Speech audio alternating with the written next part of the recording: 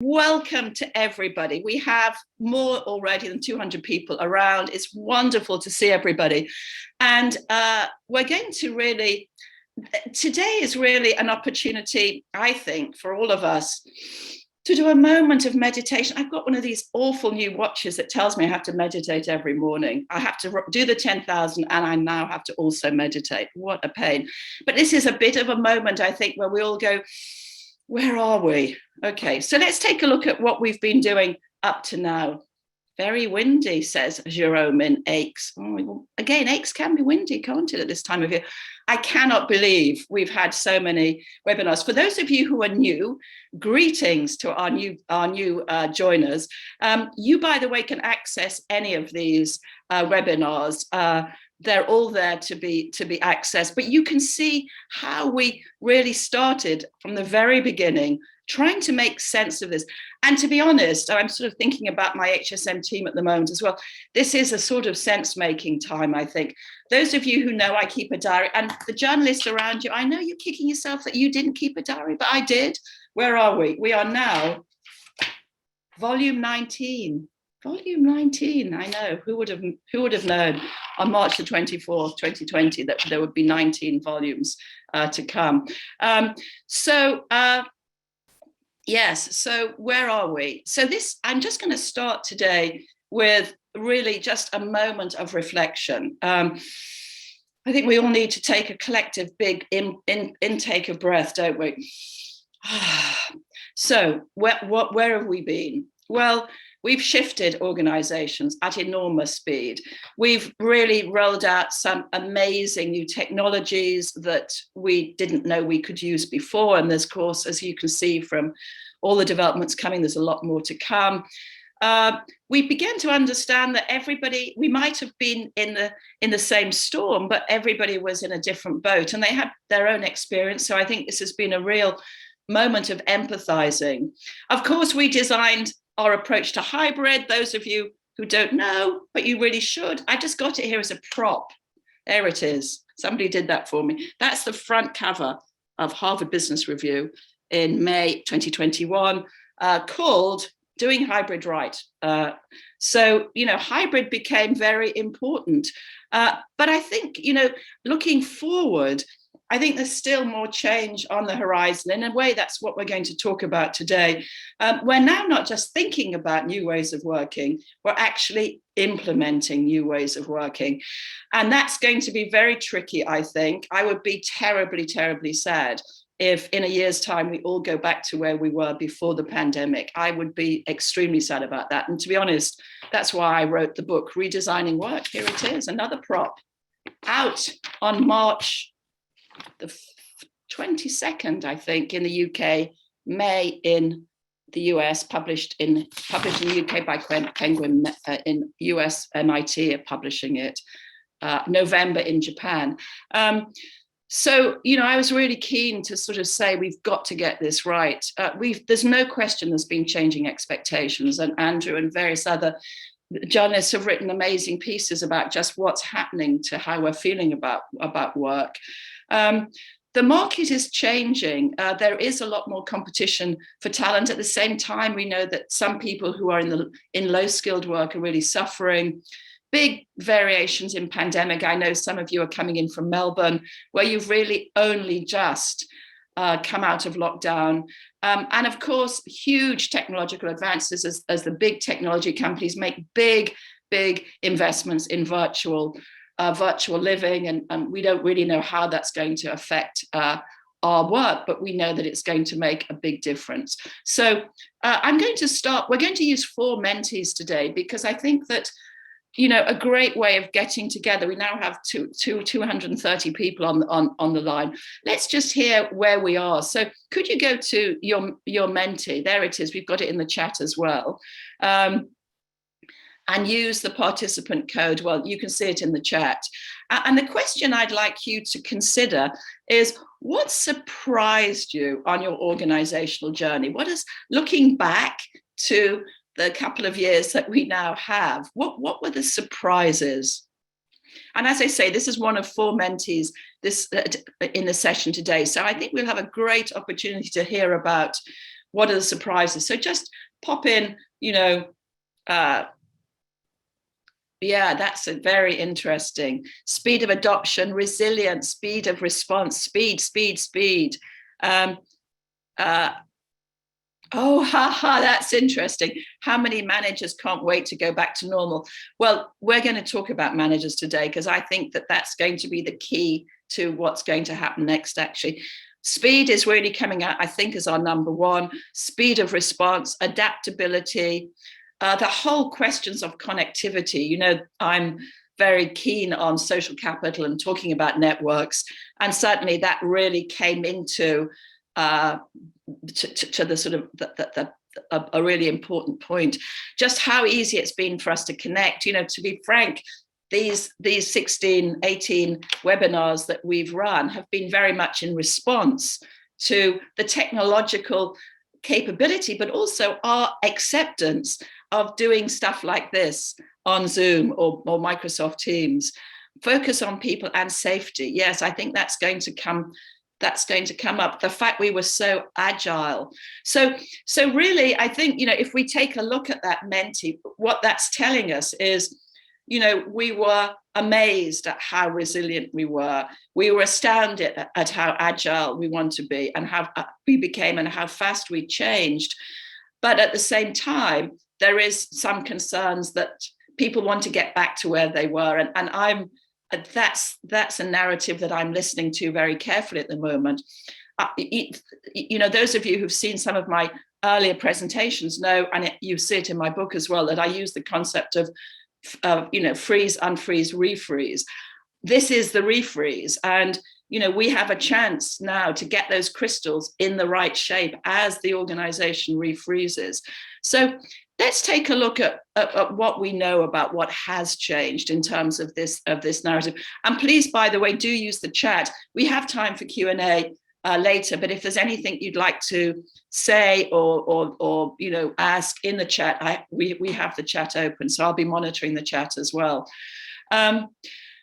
Okay, so I wrote, my book, The Shift, here it is, which was written actually 10 years ago. It was interesting. In fact, it's almost exactly 10 years ago, where I talked about some of the trends that are shifting. Now, those are still very much in play. So the fact that we're living longer, the fact that we have huge technological changes in our workplace means that the multi-stage life, where you move in and out of different modes of working, is really becoming a reality for many people. And I think if there's one thing that we can get from our experience of the pandemic, it's this notion of autonomy, that people can actually make more choices and decisions about how they want to live their life. The second is, before the pandemic, we saw the rise of the dual career. Some of you have been writing and thinking about that. What we know is that as women are working and earning as much as men, then the relationship within partners becomes more equitable. Having said that, you'll know very well that the pandemic has shown us that actually women have done more domestic work, even when they're working the same as the guys in the house. And we also are getting some very worrying statistics that suggest that women with young children are not coming back full time. We also know, by the way, that people over the age of 60 and 65 are not coming back to work. So, these trends are playing out in rather a complex way. And we'll need, as always, at HSM to keep a close eye on what's happening there. I think, and I talked about this in my MIT column, I think last month, I talked about the Great Resignation. And I do think there's part of what's happening with regard to the pandemic is a shift from sort of parent-child to adult-adult relationship. And, when we think about adult-to-adult relationships, that's got, some of the sort of really positive aspects are saying, you have got more choice. But of course, with choice comes accountability.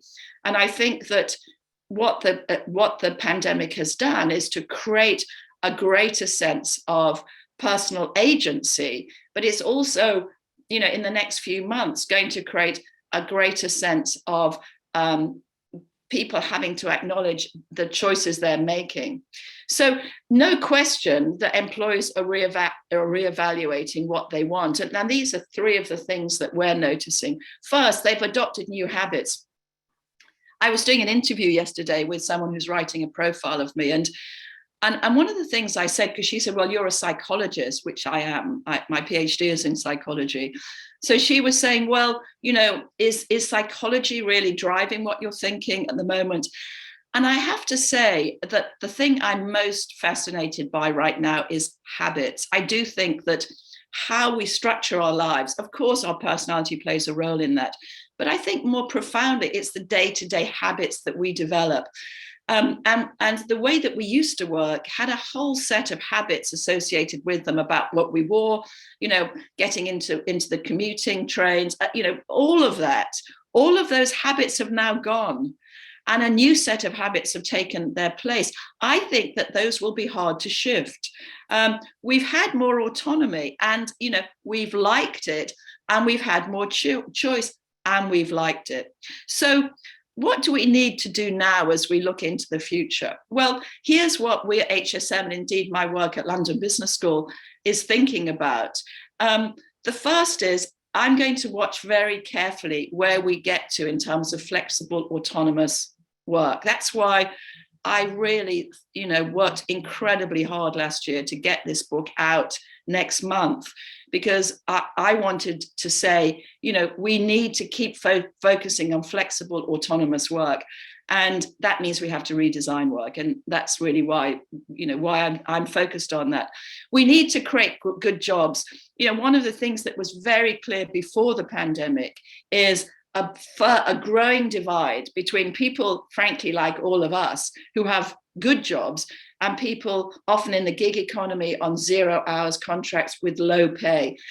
I think we're all worried that schism is only going to increase. And I think we know, those of us who are older and seen the history play out, we know how that affects social feelings, how people feel about each other when they see some people having great jobs, hybrid work, working from home, and they're really stuck in 0 hour contracts with very little career. So one of the things that I feel we need to be focusing on, and I'm doing this as part of my co-chair of the World Economic Forum Council on jobs and wages, which I co-chair actually with the head of the worldwide trade union, is we need to focus on good jobs as we look into the future.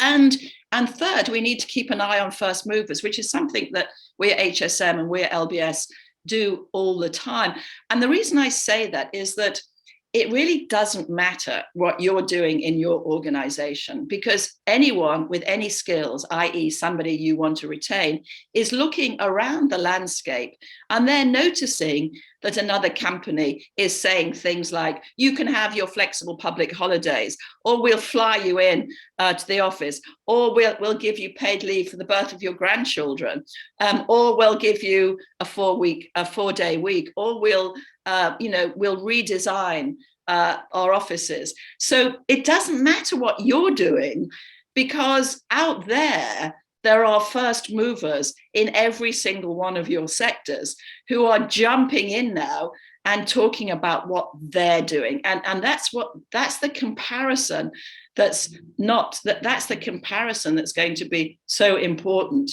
And what we're also discovering is that managers are going to be crucial to this. And this is actually a pre-pre of what the HBR article, Managers Can't Do It All, that Diane Gerson and I wrote, and which you'll see in the March edition of Harvard Business Review. Diana Gerson is just stepped down as the CHRO at IBM, and she serves as an assistant professor at Harvard Business School these days. So let's take a look at our second. Now, I'm very interested in what you're going to say on this, Menti. So please rack your brains. Hi, Rob. Nice to see you. Whilst Eugene the mentor, I'm going to read Rob's comment, because Rob from Mars always has something brilliant to say. Which first movers are you excited about? Let's have details. What are you seeing that you go, oh my goodness, we need to do that? The 4-day week. Actually, maybe we should do a bit. Yeah, okay. I'm just looking at my team now. Maybe we should do a bit on the 4-day. Oh, is everybody, 4-day week. Okay. So we need, oh my goodness. Okay, we've done the 4-day week. Can you come in with some other ideas now? Flex office for all, no more suits. Here's me with my suit on. Actually, I don't have my suit trousers on. I've only got jeans. You'll be glad to know. 6-hour days, blended learning, reduced traveling.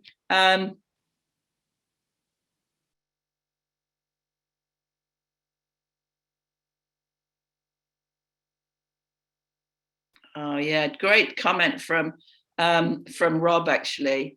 Yeah.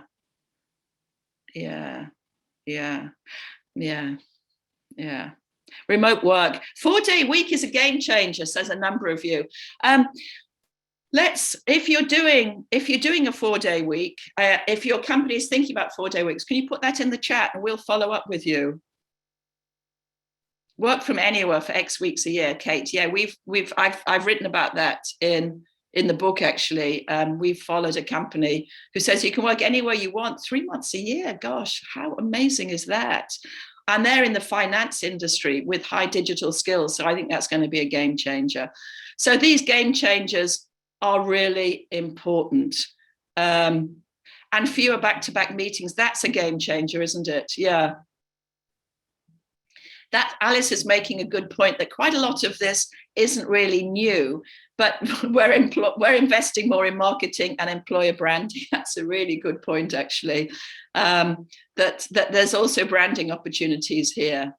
Okay, we're going to take a much closer look at this after. But thank you for that. And again, if you've got a 4-day week, I think we've got quite a lot of companies on the line here. So if any of your companies are doing a 4-day week or thinking about it or prepared to share it, could you put that in the chat? Okay, so that's really helpful. Thank you so much. So let's continue on the question of where we are now.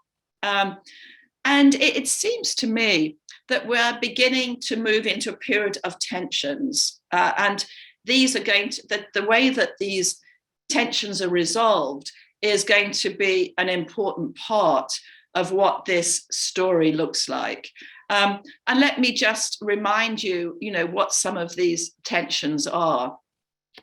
The first is really about sustainability versus performance. And I can see even in Rob's comments, Rob, you are beginning to really show that's important.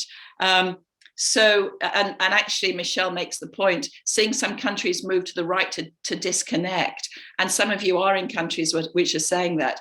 So how do you help people have sustainable lives in terms of their mental health, in terms of their well-being, in terms of their agency, in terms of their their energy, but how do we still create high performance? And is this, which I think Rob is slightly alluding to, will this be an opportunity for high performers to really blossom and for poorer performers to hide behind a lot of reasons why they shouldn't be working hard, frankly. And Rob, I think, is making that same point. We might want to come onto that when we think about questions. So sustainability versus performance, I think, is going to be a real tension that's being played out. And you'll see that the CEOs who have said, we want everybody back in the office, just as it always was, the reason they're saying that is because they're concerned about performance. And that's why, in the book that I've written, in the HBR I wrote last year, I've said we have to start the conversation about performance. It cannot be about what people want. We have to say to CEOs, what sort of work is going to help you become, a higher performing company? And that I think is a tension that, yes, that's true. Bindu makes a point. Poor performers have always found ways of hiding. Yeah. So there's a nice chat going on about that, by the way. So the second tension, of course, and we've seen it, and Andrew, you've done a couple of great pieces in the your FT column on that, is the tension between technology and human connection. And frankly, I think that's still got a long way to go, in part because when we looked at the human connections and, networks, weak ties, strong ties, serendipity, all that stuff, that was really predicated on a world of face-to-face. And so all the research on social capital has really been based on face-to-face. So we don't really, I think, yet know what connections are made when they're not face-to-face. We just don't know that yet. I mean, I mentioned earlier that the HBR article I wrote with Diane Gerson, who she and I are now greatest of friends. Diane and I have never met. We've never met each other. And yet we've created a very, creative, productive working partnership. And of course, factoring in the enormous investments that the big tech companies are now making in what used to be called Second Life. Those of you who are my age will remember Second Life, but the idea that you will be living in virtual worlds, we don't know how we're going to feel about that. So the exciting thing, of course, as being part of the Future Work Consortia, these are exactly the questions that we're going to be asking over the next year. What will technology mean for human connections? Are too many of our assumptions about technology based on how things were, rather than being based on how things will be as people's assumptions change, but also as the technology itself changes? And then the third tension that we see playing out and really requiring our attention is autonomy versus surveillance. We've loved autonomy. We've loved the fact that we've got more room to expand, as it were, both in terms of where we work, but also in terms of when we work and in terms of how we work. And we know that people love autonomy. The Harvard data on that decades back, shows that one of the great motivators for many humans is the capacity to be autonomous. But there is also questions, and it links into the sustainability versus performance of surveillance. And I know at the very beginning of the pandemic, people were doing some rather odd surveillance practices in terms of looking at what people were doing on their computers and so on. That's going to still play out. And I think it's a very interesting tension. Thanks, by the way, for all of these chats. Okay, so I'm going to ask I think our third mentee, which is, which of these tensions are you most concerned about? When you think about that, so technology and versus human connections is certainly one of them. The missing of the social human connection. Yeah, I think that's going to be something that we've talked about. We continue to talk about. We need to keep talking about connections and networks, technology. Okay, so that's a lot of you. Let's hear more of your views. Surveillance, missing of human connections, the purpose versus profit. I mean, that's very those. I think we might have some Unilever folks on right now. You're right in the midst of that, aren't you? Where you have shareholders who are saying, why are you talking about purpose all the time? It's just an opportunity for you not to sell enough soap and soup. So if we've got anyone from Unilever, I'd be great to, I know that often you're here. It'd be lovely to, at least for you to think about all of that. You're right in the midst of that. It was interesting, Paul Polman's push back on that. Paul, if you remember, was the last CEO of Unilever, and very much a purpose-focused CEO. So we can see that there's a tension that we can see played out right now, really. So a lot about human connections, loneliness, lack of human connections, unequal applications of freedoms. I think that's a big worry, actually. That I think there's going to be a whole set of feelings of unfairness and unjust behavior. Okay, so thank you for that note on our tensions. Let me talk now briefly about managers. I think that as we navigate these tensions, they're really often about the relationship, not just between the CEO and the employees, but also between the manager and their teams. And the reason why Diane and I have focused so much on managers is that those of you who have kept data during the pandemic, and I know we've got a number of colleagues from TCS here on this, Ravi is here, is that what you found is that teams that do well tend to have managers who are connecting, being empathic, and so on. So it seems to be, a real catalyst to navigate these tensions. But the challenge here is that the manager job has to change fundamentally. And I want to suggest there are three shifts that managers need to make and that you need to help managers make. One is around power, where power sits within the organization, how power is played out in the organization. The second is about the structure, the architecture of that role, and indeed the roles around it. And then the third is about their skills. Let's just take a look at these in a bit more detail. Power is, something we don't speak about much, as we probably should actually, in organizations. We have at London Business School an elective called Paths to Power, which every single student signs up for because they want to become more powerful. So, we are very keen ourselves to become more powerful. But actually, we swim in a sea of power. And for the manager, that power was very clear. It was about control. It was about their position in the hierarchy. It was about how they acted as the conduit through which business goals were spoken about, and so on. That is shifting, partly because of technology, partly because of agile working, partly because of different cultural statements. But now, the power is going from control to empowerment, from hierarchy to the team, and from business goals to team engagement.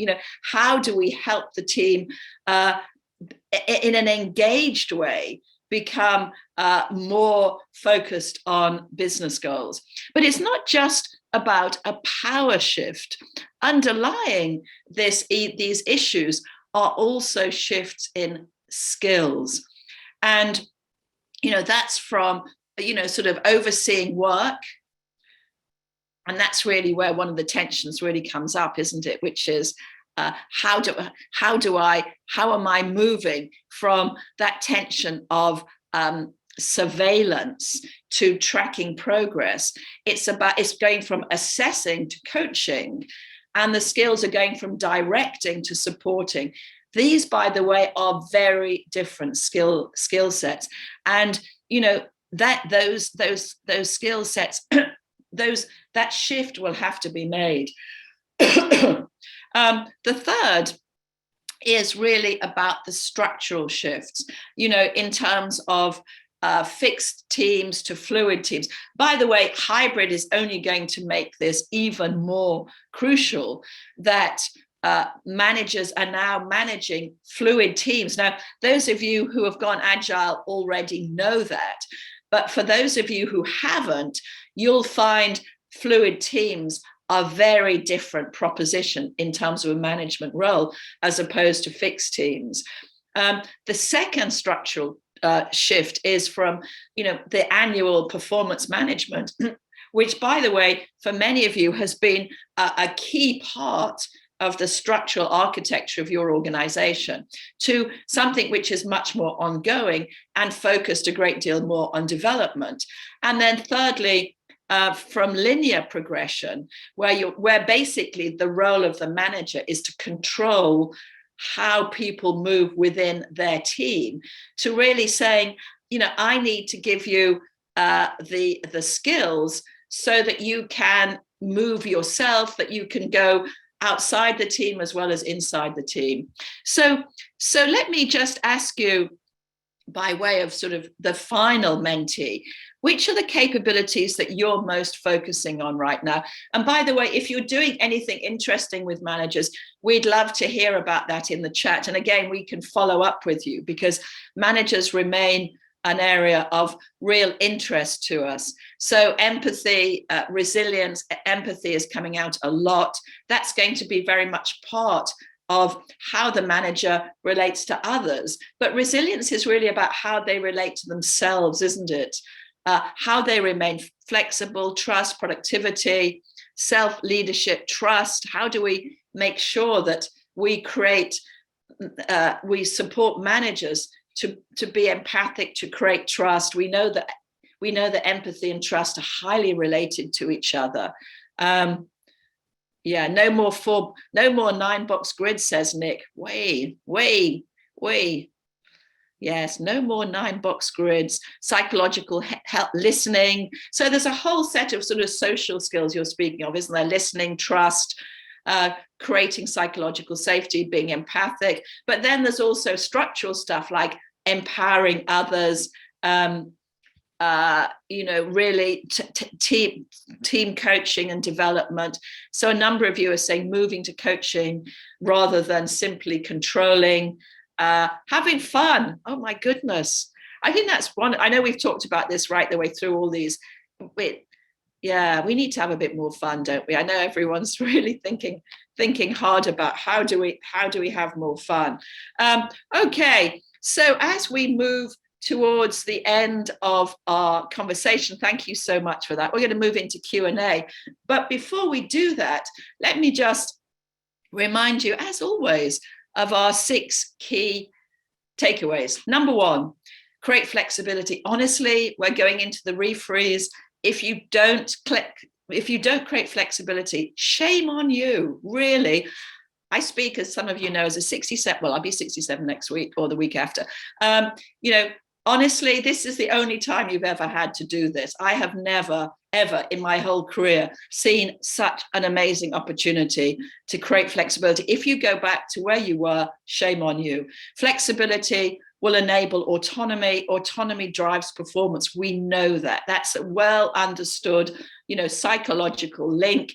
People who are autonomous feel better about their jobs. They feel as if they're higher producers, which, by the way, is why I've introduced, narratives are everything. This is why I'm using the word autonomy, because autonomy is a psychological term which has been highly researched, and we know what it does. We know that people who have autonomy are more likely to stay in your organization, more likely to feel positive about it, more likely to be prepared to be high performers. So that link between flexibility and autonomy is crucial. Do not let it go. Second is about understanding and navigating those tensions. It'll be interesting in a year's time. Maybe I'll be on, diary number, well, actually, it would probably be diary, I don't know, number 30, probably, if we were still in this situation. And those tensions are inevitably going to play out, and how you manage them, I think, is going to be crucial. You've said, we know human connections are going to be important.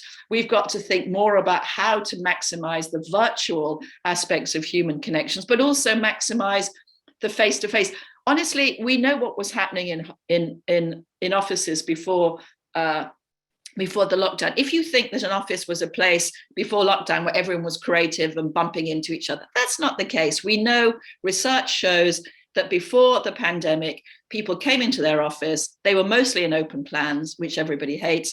They put their noise cancelling on and they worked on their desk. They did not do this amazing creative looking and finding other people. So we've got to design offices differently. I'm involved actually with some of the architectural practices on that. Be really interested to hear anyone's view about where the office is going. I'd very much like to write something about that next. Look out for first movers. Keep your eyes constantly streamed. Please obviously relate to us at HSM, because that's part of our job. And finally, support managers. Okay, let's move now to Q&A. And of course, I'm going to introduce my wonderful colleague, Dr. Anna Guren, who is going to lead the conversation. Thanks, Anna. Thank you, Lynda, and thank you everyone for all your thoughts and comments in the chat. A very active chat, as I'm sure you saw, Lynda, as you're presenting. And what I think was interesting to note was a few other tensions emerging, I think, in the conversation, on top of the ones that you mentioned, Lynda. So a conversation around performance, so whether to base your approach on the poor performers or not, but also how remote working has allowed employees who didn't thrive in the office, who don't thrive in the office, to be higher performing. So it allows new facets of performance in a way. So that kind of tension, how do you maintain that whilst also making sure that poor performers are still supported?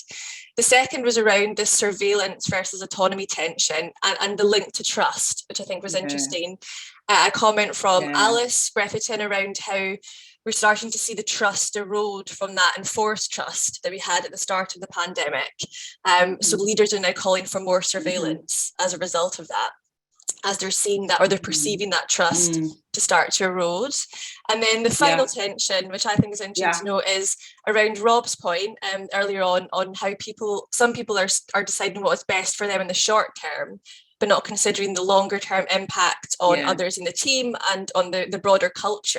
So that tension, I guess, of the individual versus the collective, or the individual versus the organization within these conversations, and how to navigate them. So I think there were some interesting tensions that I picked up on in the chat. I don't know if you have any comments on that, Lynda, before we move to some questions. No, I think those are all really important points. Thank you, Anna. And thanks to everyone for the chat. We'll look at this, more carefully. It's hard to multitask. I do think the short term and long term is really where it's being played out right now. And that's why, we at HSM are putting a lot of our resources into building ways of supporting managers, because it's fundamentally about making, it's about making team commitments, and lots of managers don't have the experience of doing that. If you've got everybody in the office all the time, you don't need to make commitments about, how do we work with each other? You're all there. So it's a much higher level and more sophisticated, I think potentially a much more interesting job. So Anna, should we open up for conversation? Because I know we've got a lot of people on the line, and also comments. It'd just be great to see everybody. So I think we're going to, thanks, Anna. So a couple of questions around managers. So picking up on the point you were saying there, Lynda. And Oliver, I don't know if you'd like to turn your camera on to ask your question around Oliver, let's have a look at Oliver. Hi, Oliver. The managers and structural shifts. Yeah, hi, Lynda. Okay, Oliver, let's take a look at you, Oliver. Hi. Come on in. Hello, Oliver. Where are you? I'm based in Switzerland, close to Zurich. Looking forward to. And you've got a printer. Does that printer actually work? Oliver, you are so lucky. You've got a working printer. Does that printer work? I'm not using it. Oh my, you're totally set up, Oliver. Yeah, actually, we need to have a side check about how to make printers work. But beyond that, Oliver, what's the question? But the question was, around the structural shifts, whether managers are really required for that, right? And of course, I'm not talking about the transition to become, to get to that new structure, but more the end state, right? Do we really need managers for that? Or, can we get to that point where people are so empowered that they understand what to do and where to find information and support? Yeah, that's a really interesting question. That's the sort of question that I would set my MBA class actually to answer. You perhaps know the history. I don't know, some of you might know the history of leaderless teams, as they were called. And I can see Andrew is on the line, and I know Andrew's written about that. The early experiments of leaderless teams, in the end, didn't really deliver enough. I mean, they were, as companies said, we're going to make everybody leaderless. The teams will work themselves. They need leaders. They don't need team leaders. They don't need managers. Those haven't been in the main successful experiments. But I'd be very interested in if anyone's got a point on that. I mean, so Oliver, I think we will need managers. In fact, actually, Diane and I think we need them even more than we ever needed them before. We need them to be doing different things. What's your perspective? Well, I believe the definition probably of what a manager is, that goes back to your slide, right? The new kind of tasks they have to do, the new competencies and skills they need to have. when that's happening, they probably won't call themselves managers anymore, right? There will be a new role, I guess. That's kind of my take. They don't need to have direct reports, right? But a responsibility. Yeah, and actually, we in the article we talk about Telstra, the Australian telecoms, and they've actually split the role into managers of work and leaders of work and leaders of people, which actually you would probably find that quite interesting. In fact, Oliver, because that's the next iteration, really, the next evolution, as you say, of what the structure should be. So thank you so much, Oliver, for that question. Thank you. Thank you, Oliver. And continuing on the managers topic, a question from Darren around how we can help managers make these shifts. So Darren, I don't know if you'd like to turn your camera on and ask your question to Lynda.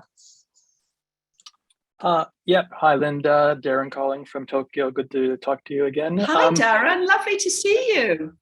Yes, it's it seems like we're asking a lot of managers, and as we make these to make these shifts, particularly the shift where they're having to give up more autonomy to their teams, how do we ensure that they're not suffering burnout? Because this is already an issue with employees are having higher levels of burnout now and stress. So how do we ask them to do more while attending to their well-being as well?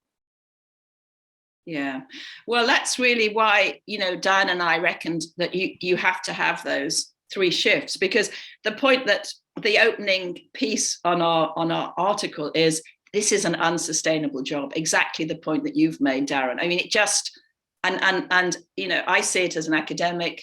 Diane sees it as CHRO of IBM. They've got, I don't know, tens of thousands of managers, and they're burning out, during COVID as well. So I absolutely agree with you. And I think that part of what we've been doing at HSM is to support organizations to make that transition. But certainly people need new skills. They need more structure around to help them to do that job.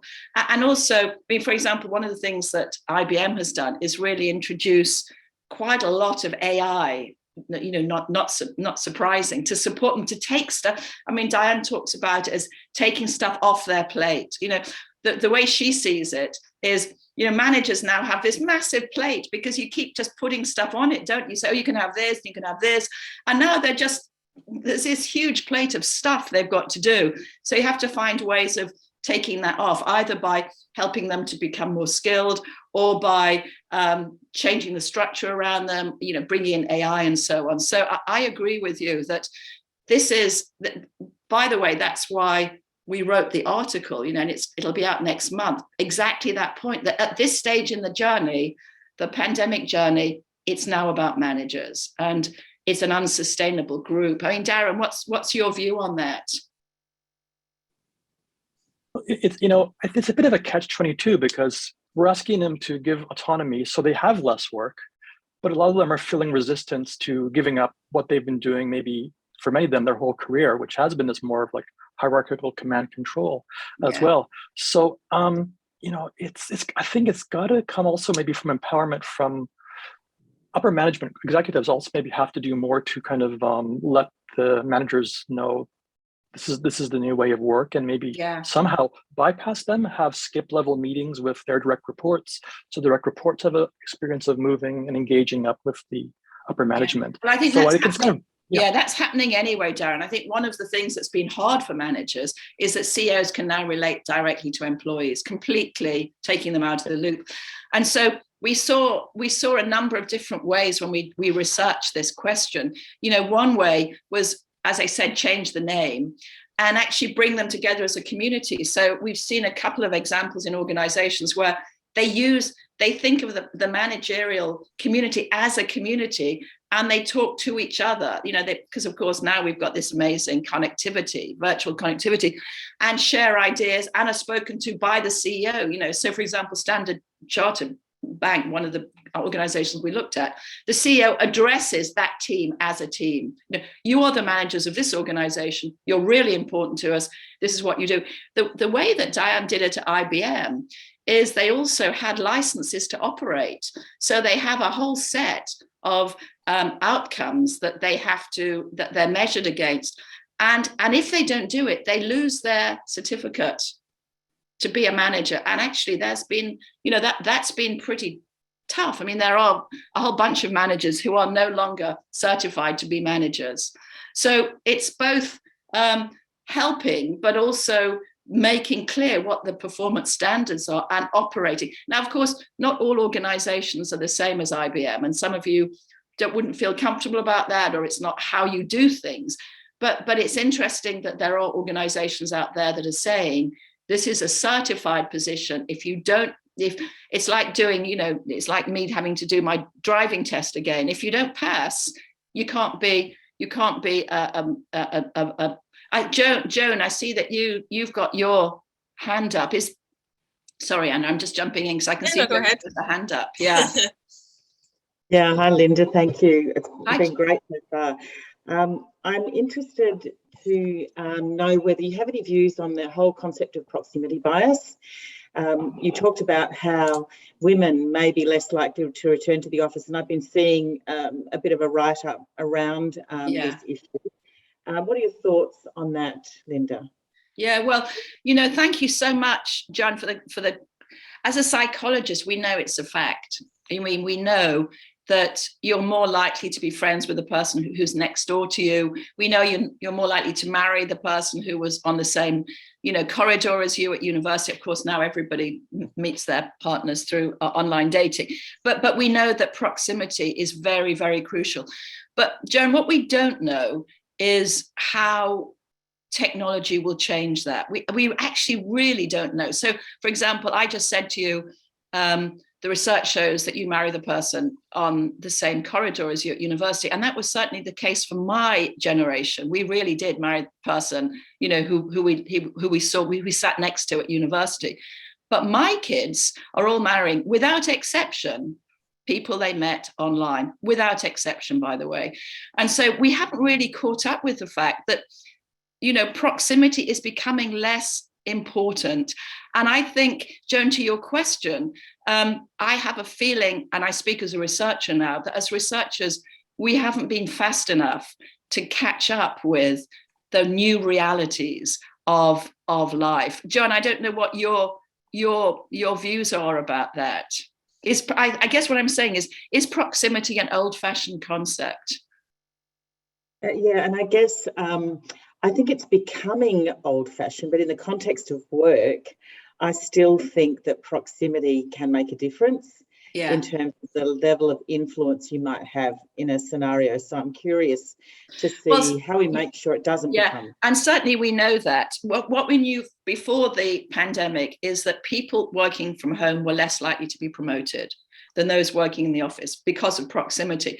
But interestingly, BT, who have had home workers for years now, they've been doing quite a lot of research pre-pandemic about whether people working from home are less likely to be promoted. And they found identical promotion rates between home workers and office workers.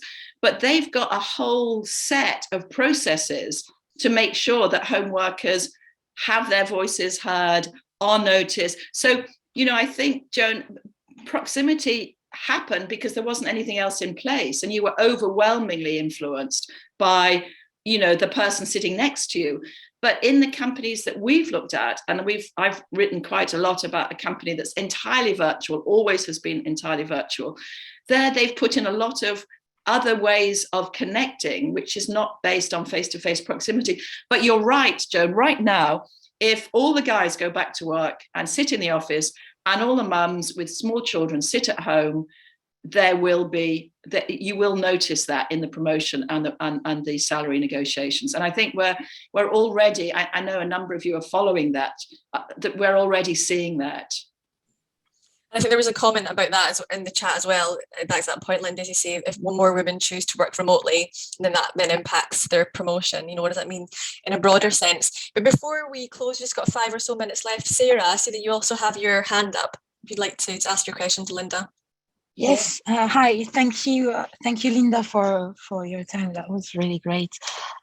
So I wanted first to share a bit what we've been doing at Société in my company and how we had. And what is your company? Sorry, we have your name, but Sarah, where You don't have my company, yeah. So I'm part of, sorry, I'm part of Société Générale, which is a big French bank.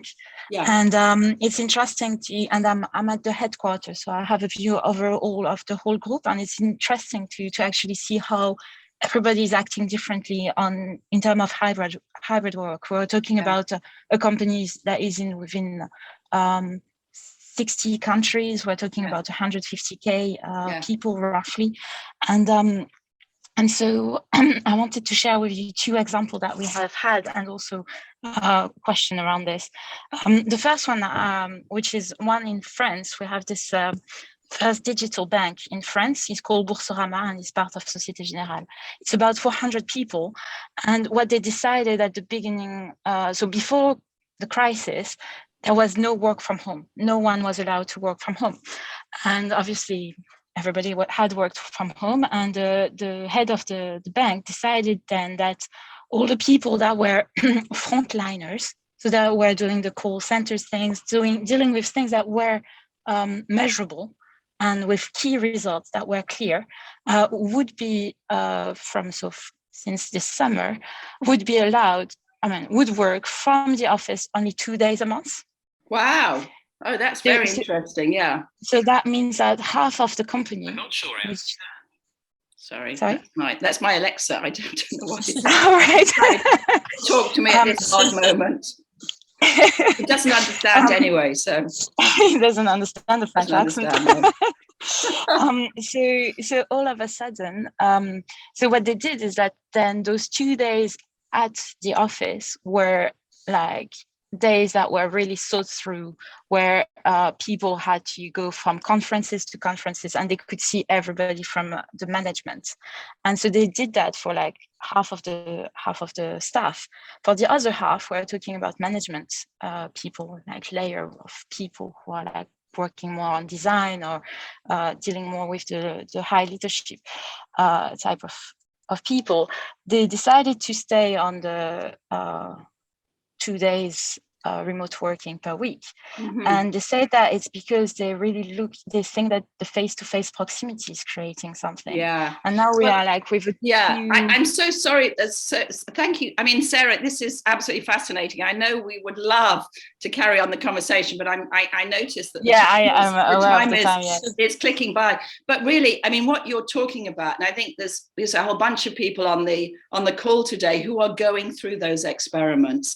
And it's incredibly important that, as you've done so brilliantly, Sarah, you keep an eye on what's going on. And if you can run it as a proper experiment where you have, half of them doing one thing, half of them doing the other, keeping some sort of performance data about that, then that will really help you learn. Because one thing that I learned from the very beginning of COVID is that this is not a one size fits all. It's not that everybody, needs to be doing exactly the same thing. It's got to be exactly right for you.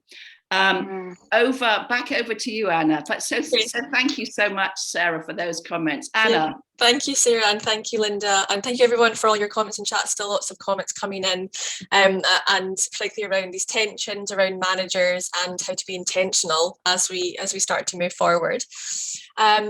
Well, as Lynda said at the start of the session, we've been running these webinars for 2 years now, since the start of the pandemic, and our next HSM pandemic webinar will be on the future of inclusion and diversity. So a topic that we've touched on a little bit already in today's discussion around how to make sure that you don't have proximity bias, you're inclusive as you start your development to hybrid working.